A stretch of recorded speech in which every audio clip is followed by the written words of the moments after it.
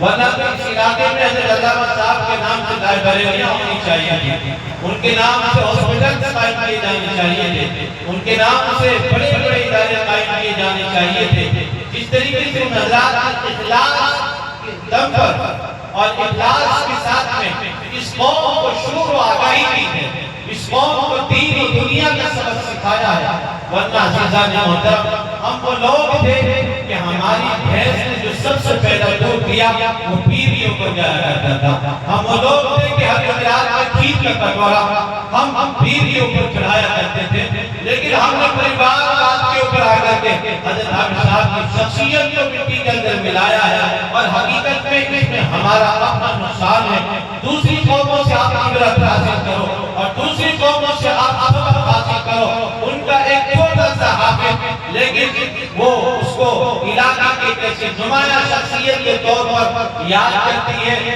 کہ وہ قومیں اور ان کی اولادیں یقیناً ان سے فائدہ حاصل کرتی ہے۔ بس ان کے شاگردوں سے بھی میں یاد کرتا ہوں، بے وفائی نہ کیجیے، وفائیاں کیجیے۔ آپ کو اگر ایک حرف بھی سکھایا ہے، کیا آپ صحابہ کرام کی وہ قول نہ پڑھے کہ جو یوں کہتے تھے کہ اگر میرا استاد مجھے ایک سبق پڑھا دے، میں اپنے استاد کو اجازت دیتا ہوں، ان کے لیے حلال ہے کہ میری کھاد کی جوتیاں بنا کر کے پہن لے۔ ان کے شاگردوں سے میں ادب درخواست کرتا ہوں، ریکویسٹ ہے میری عزیزان محترم، اپنے استاد کی قربانیوں کو یوں رائگاں نہ جانے دیجیے، ان کے مشن کو زندہ رکھیے۔ اس علاقے کے اندر جگہ جگہ مکاتب کا نظام قائم کیجیے، جگہ جگہ پر ان کے نام سے ادارے قائم کیجیے، جگہ جگہ پر لائبریریز قائم کیجیے۔ ہر مسجد کے اندر لائبریری قائم ہو، اس کے اندر قرآن کریم کا ترجمہ، اسلامیات کے اوپر کتابیں ہوں اور نوجوان اس کو پڑھیں۔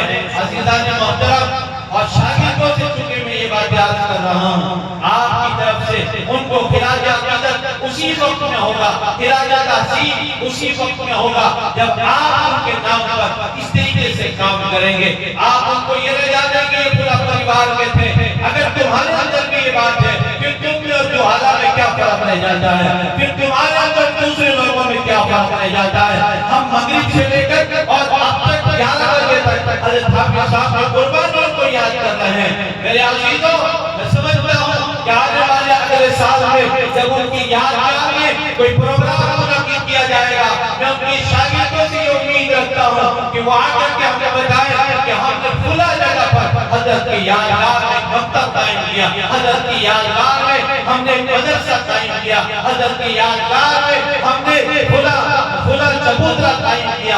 اس طریقے سے اگر آپ کام کریں گے تو یقیناً کام ہوگا۔ آپ اپنے گاؤں سے اسٹارٹ کیجیے، آس پاس کے گاؤں میں جائیے اور جا کر کے دیکھیے کہاں اسکول کی ضرورت ہے، آپ پرائمری اسکول قائم کیجیے، ایک گندے منڈے سے بچوں کو پڑھائیے۔ آپ میرے عزیزوں، پریوار بات کی نظر نہ ہو جائیے، آپ کی طرف سے اسی وقت سچی خراج عقیدت ہوگی، خراج تحسین ہوگی۔